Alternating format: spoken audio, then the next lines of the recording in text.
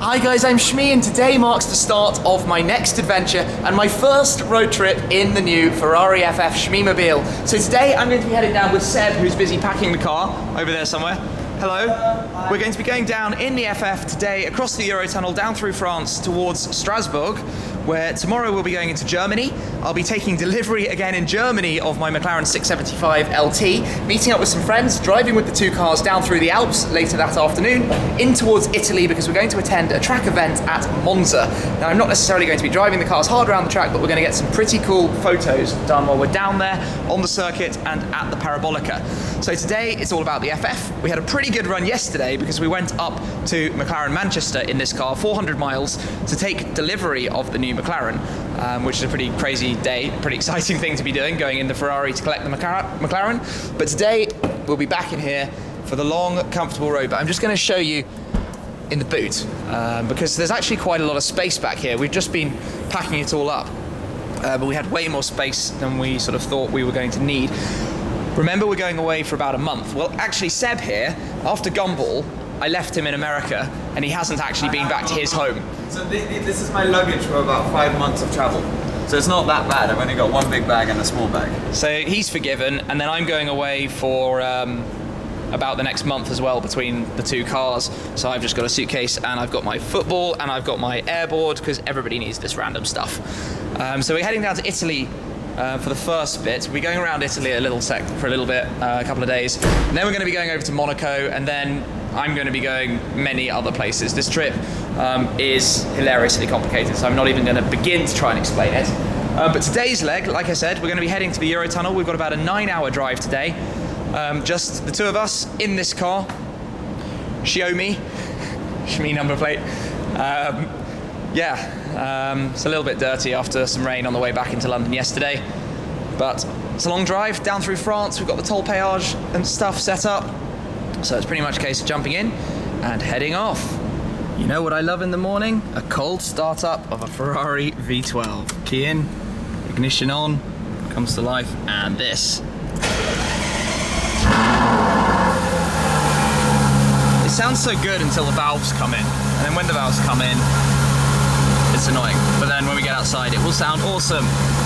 So 10,300 miles on the car now. It's going to be a lot more in a couple of weeks. Let's get underway.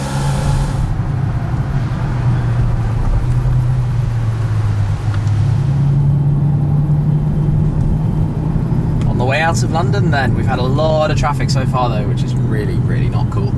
And we're scheduled to miss our train. Fingers crossed we can get bumped to the next one.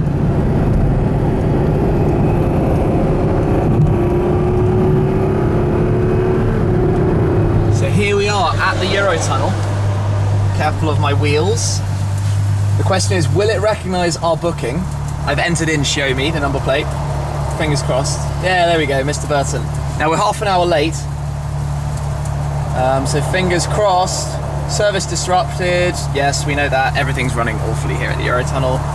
That's been widely documented in the news. Next, come on. So I guess it's just going to give us a pass. And we get the next train, whenever the next train is. We are letter H, lucky us. Bon voyage! So we'll go to the terminal and we'll go in and get some food. Just in time then, we will make the train. Well, a train, who knows which train. H is... oh, I missed it on the sign. But we line up and basically wait until we get taken forwards. And we can eat our Burger King that we've just bought. I suppose you don't know that yet. You know that if you've been watching Seb's vlog. But... we were just saying, when visiting the Eurotunnel, basically you can't board a train without stopping off at Burger King. So this is the Ferrari Burger King lunch.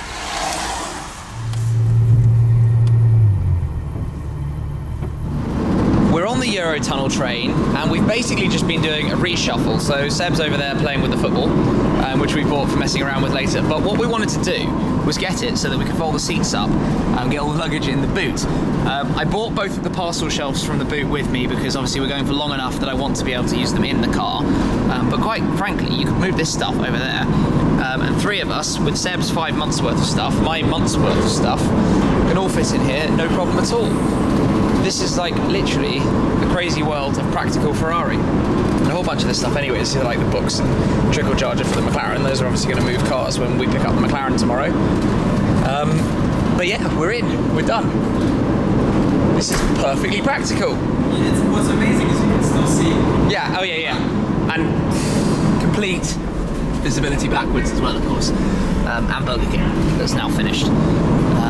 Yeah, so pretty perfect. And we'll be rolling off the train after about the half-hour crossing. And then we are on 6.5 hours or so towards Strasbourg.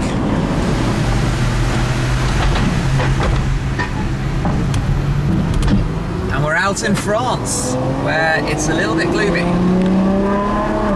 But we can let the V12 do some singing, and life is all good. So we've got, well, it says about 5 hours to go to Strasbourg. We're going to hit the road, see how it goes.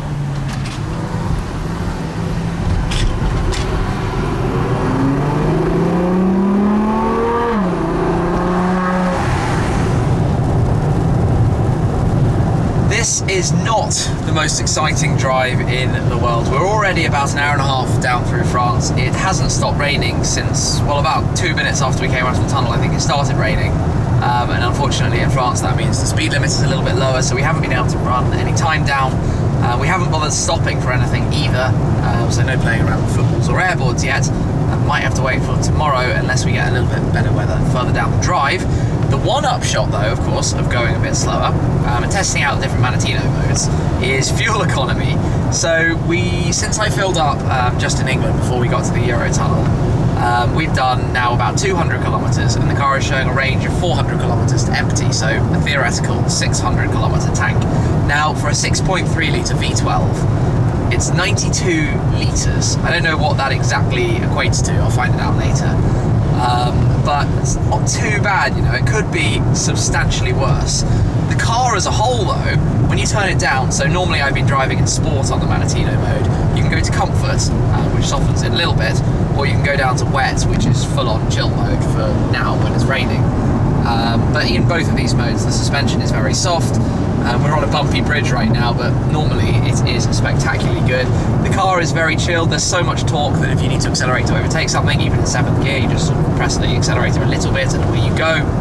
It's remarkably appropriate for this kind of journey. And I think one of the things a lot of people ask me on social media is, why didn't I drive the new McLaren down, given that I just picked it up yesterday? Or why didn't we drive both? And the short answer for that is, it's just Seb and I in the car.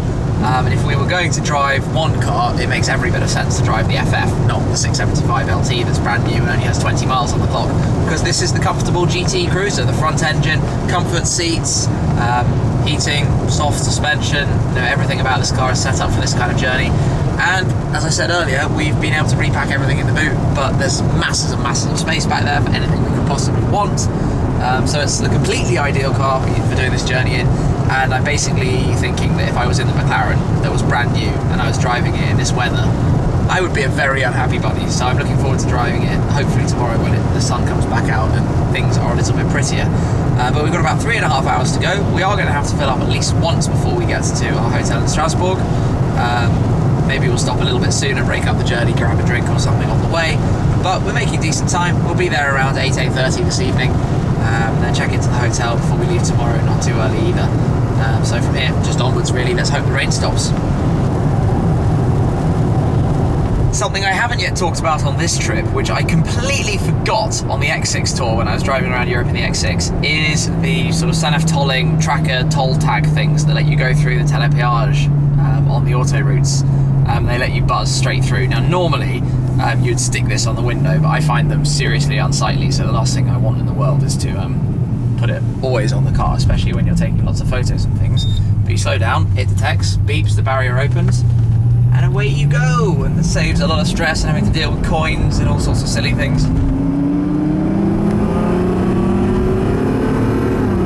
And then you get that noise as well. So that certainly simplifies life a little bit. Put that back in the armrest here. And don't have to worry about it. And I've got one of those for each car, so when we're all driving together it's nice and easy through France. Back on the cruise control, and on we go. We stopped where it is absolutely freezing. It's about 5 or 6 degrees here. I don't know why I'm not wearing a jumper, but I didn't really plan for it. I was going to get an energy drink to wake up, but instead we got the football out, and this is why we bring random stuff like this. because it fully wakes you up when you're absolutely frozen.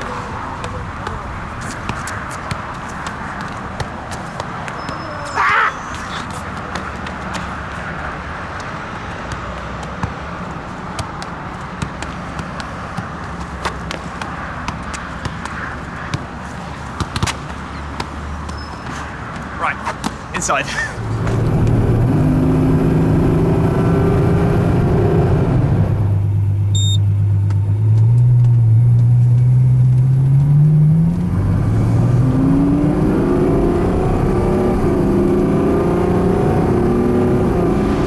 Time, we're all done, just messing around again now on the rollerboard. Blue Crew member 3 I was joking about on Instagram the other day. Big shout out to the rollerboard guys who I'll link in Instagram who put me up with this thing, which is a lot of fun. We thought we'd bring it away because everybody was telling me it's illegal in England. It's always been illegal in England to use it in public spaces, but we're in France where I understand they're okay. Fingers crossed. If they're not, I apologise. But we're just messing around, having fun. Yeah. Spin on the spot.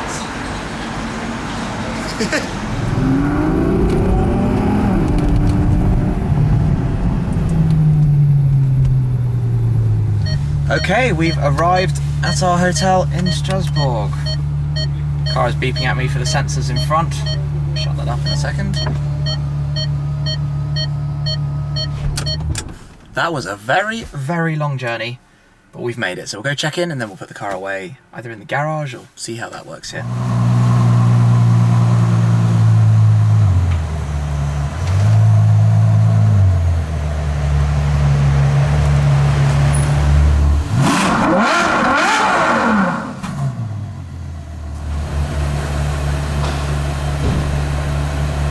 That was the lift system you just saw then, and this car has the full four-wheel lift, which makes stuff like this pretty easy. Getting in and out of that garage actually would have been quite hard without a lift, but I have to say, my first proper drive in the Shmeemobile Ferrari FF, and it's been a brilliant day. I think Seb's enjoyed it too. It's been absolutely amazing. Best car for this kind of drive. Absolutely. I think I might have answered it earlier. I can't really remember because I'm so tired from how long today's been, but everyone was asking, why am I driving this? Why am I not driving the 675? The answer is, this is the car for this kind of trip. And the 675 is the kind of car to have delivered to a racetrack to have some fun with the other end. So we've had all our stuff in the car, and yeah, it's done a pretty awesome job. It cruises so nicely. I really don't think there are many cars that are better for this kind of thing. Like, looking cool, cruising, having fun, and just generally being awesome. Sounding amazing. Sounding amazing, yeah. Having this. What's it called? The Cavallino something. Nope, don't put me on the spot. Somebody tell me in Italian what's prancing horse. I've forgotten the word. So yeah, pretty good day. And I am now very excited for tomorrow, because tomorrow we're going to be setting off from here in Strasbourg. We're going to be driving over into Germany. We're stopping off at Auto-Salon-Singen, where we're meeting up with some other guys, including Saab Kyle 4 YouTube channel. Kyle is over here in Europe at the moment filming, so we're going to catch up with him. Then a little bit after we get to Singen, maybe we'll go wash this car because it picked up a bit of dirt in the rain earlier. Then after we've done that, the 675 LT is being dropped off at Auto-Salon-Singen for me to take from there, and we'll be driving the two cars in convoy down through Switzerland. Hopefully, if the weather allows us, we'll go up the Gotthard Pass over through Andermatt, and then we go down into Italy. Not too far driving, I think it's about 5 hours from Singen in total. Then we get into the hotel, very nice hotel we're staying at tomorrow night as well. Before we go to the event the morning after. So this has all kind of come together. You wouldn't believe how much planning, cancelled hotels, new bookings, rearranging, everything had to go into getting all of this done. So fingers crossed, the LT truck has made it over the border, or over the tunnel into France, and is somewhere not too far from here. I don't actually have a clue at the moment where it is. Fingers crossed. But I'm quite excited to see it again and actually get to drive it. It's going to be absolutely immense. But yeah, really good day. I'll love this thing a lot. So much. Very, very, very happy. This was the perfect purchase for this kind of trip. So there's going to be much more with that, and a pretty exciting vlog again tomorrow. So thank you very much for watching. Make sure you're subscribed, check it all out, and I'll catch up with you again I was going to say very soon, but I will catch up with you tomorrow. Cheers. Hi Nick, how are you? Hello, welcome. Thank you very much. Hi, nice to see you. Pretty excited about today. I can see the car over there. Let's go straight inside.